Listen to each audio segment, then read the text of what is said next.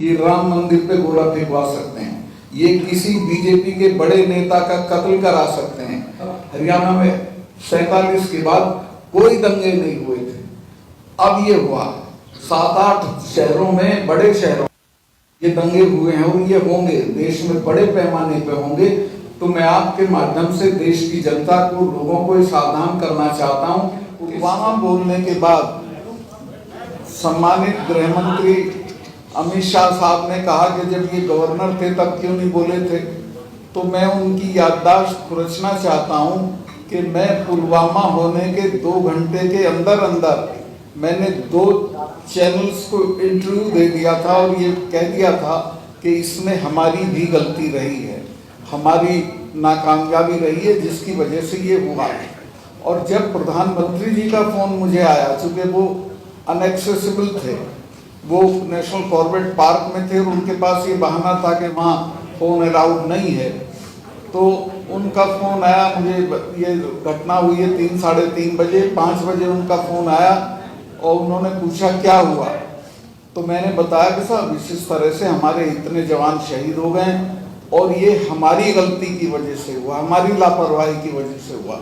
तो उन्होंने मुझे तत्काल कहा कि सतपाल इस पे बिल्कुल चुप रहिए, कुछ मत बोलिए। फिर 2 घंटे बाद नेशनल सिक्योरिटी एडवाइजर जो हैं अजीत डोभाल साहब, वो मेरे क्लास फेलो भी रहे, लॉ में हम साथ पढ़ते थे, उनका फोन आया कि सतपाल भाई इस पे कुछ बोलना नहीं है आपको। मैं समझा शायद ये कोई जांच वांच कराएंगे, तो मैं उसको प्रेजुडिस नहीं करना चाहता था, मैं नहीं बोला। लेकिन आज तक ना कोई जांच हुई है, ना कुछ बताया गया है, ना कोई पब्लिक डोमेन में कोई चीज़ आई है, और उसको दफन करके पाकिस्तान की तरफ मोड़ दिया। चूँकि चुनाव में वही चीज़ सूट करती थी, तो उसका पूरा चुनाव के लिए इस्तेमाल किया गया। माननीय प्रधानमंत्री जी ने उसी दिन 5:30 बजे एक मीटिंग एड्रेस की रुद्रपुर में इलेक्शन की टेलीफोन से, उसमें भी पुलवामा का उन्होंने कोई जिक्र नहीं किया। जहाँ तक पुलवामा के नताइज का ताल्लुक है, वो बहुत भयानक। पुलवामा के होने के बाद और वो पूरे चुनाव उनकी आप देखेंगे, प्रधानमंत्री की वो हैं क्लिप्स, जिनमें वो कहते हैं कि वोट डालने जाओ तो पुलवामा के शहीदों को याद रखना। मैं भी देश के लोगों से कहना चाहता हूं कि इस बार वोट डालने जाओ तो पुलवामा के शहीदों को याद रखना कि उनकी लाशों पे खड़े होकर जो सरकार बनी, उसने आज तक उस मामले की कोई जांच नहीं कराई। और आज मुझे अच्छा लगा कि आप लोगों ने प्रस्ताव पास कर दिया है कि इसकी जांच होनी चाहिए, श्वेत पत्र आना चाहिए और इसकी जांच सुप्रीम कोर्ट के देखभाल में होनी चाहिए। पुलवामा में जो जो नहीं हुआ वो मैं आपको बताऊँ। असल में यहाँ गलतफहमियाँ बहुत हैं। इंटेलिजेंस अलर्ट, वहाँ तीसरे दिन क्या एक दिन में 3-3 इंटेलिजेंस अलर्ट आते हैं। मुझे तो हर रोज आता था कि आप यहाँ बैठ के चाय मत पिया करो, पाकिस्तान के शूटर आए हुए पहाड़ी पे, आपको कोई मार देगा। मुझे तीसरे दिन जनरल्स 2-2 मिलने आते थे कि साहब आप सड़क से क्यों जाते हो एयरपोर्ट, आपको बम्प ऑफ करने के लिए पाकिस्तान ने आईडी एक्सपर्ट भेजे हुए हैं। तो खैर मैं उसको मानता था, लेकिन इसकी जो जानकारी थी कि ये पुलवामा में ऐसा होगा, वो मेरी जानकारी में नहीं था।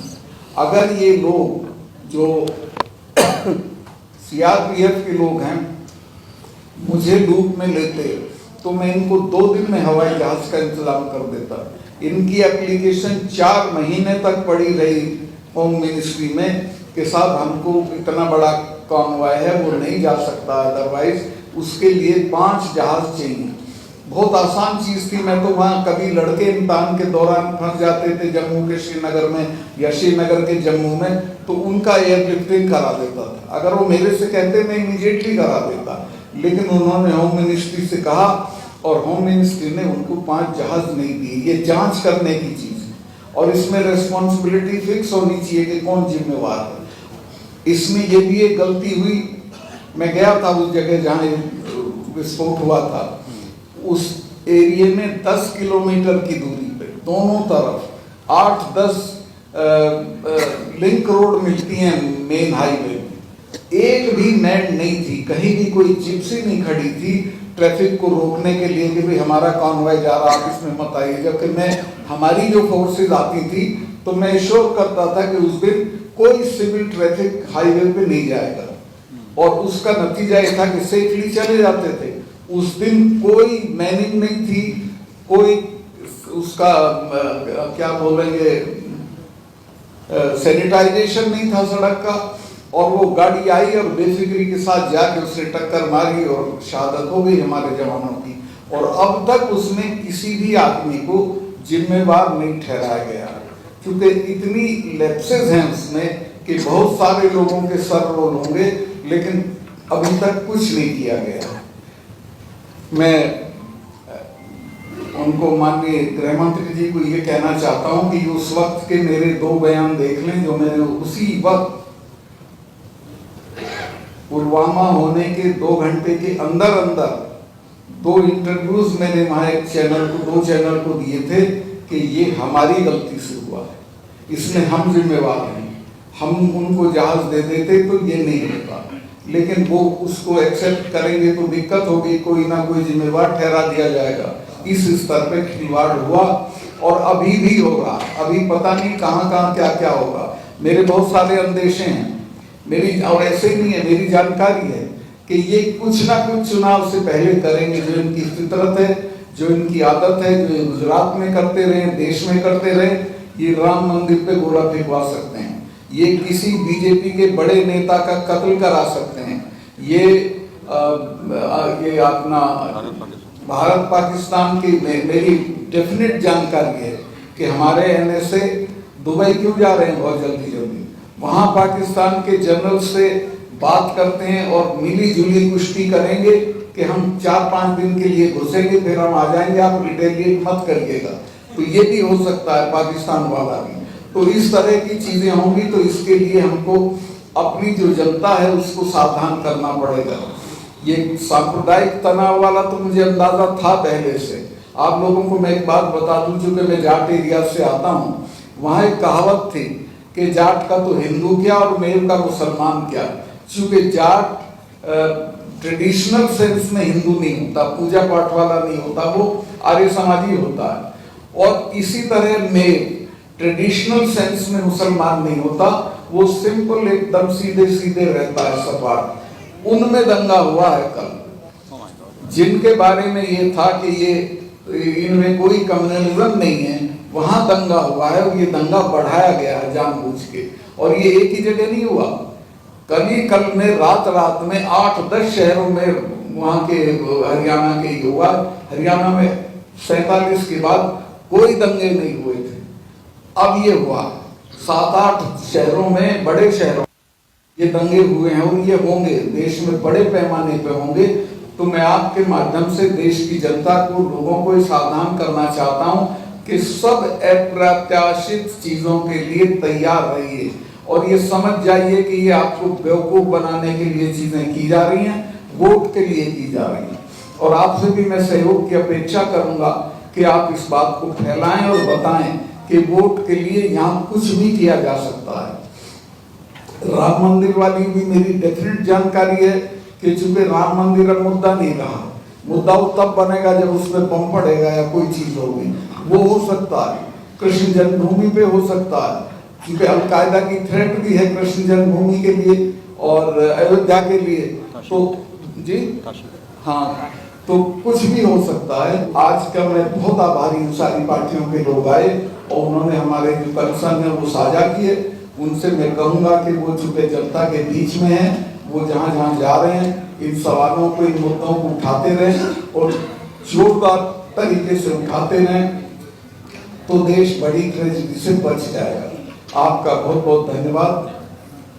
और आप सभी का, मैं जो आए हैं पार्टियों के लोग, सबका आभारी हूँ। केतकर जी हों, आप हों या अपने जावेद भाई हों, सब लोग आए, आपने बड़ा सम्मान हमारी इस मीटिंग को दिया और इसको सफल बनाया। बहुत बहुत धन्यवाद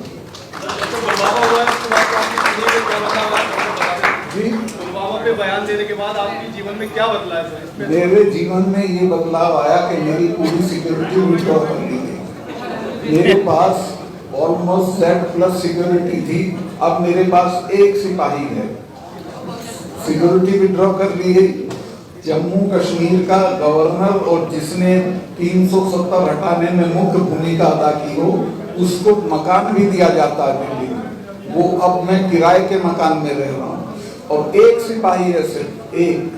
24 घंटे में 2 सिपाही आते हैं और बस इसके अलावा कोई सिक्योरिटी नहीं है। बाहर जाता हूँ तो कोई सिक्योरिटी नहीं होती है। ये बदलाव आए। लेकिन मैं चूंकि उन एरिया से आता हूँ जहाँ खौफ नाम की चीज नहीं होती है, मैं इनकी ना धमकियों से डरता हूँ, ना मुझे अपनी जिंदगी की कोई परवाह है। और एक चीज और मैं आपके जरिए कह दूं, कोई भी अटेम्प्ट अगर मेरी जिंदगी पे होता है तो मेरे लोग इनसे ऐसा बदला लेंगे कि याद रखेंगे। रिटायर तो इनको भी होना है, उसके बाद ये भी नहीं बचेंगे, तो इनको सावधानी के साथ डील करना चाहिए। Thank you.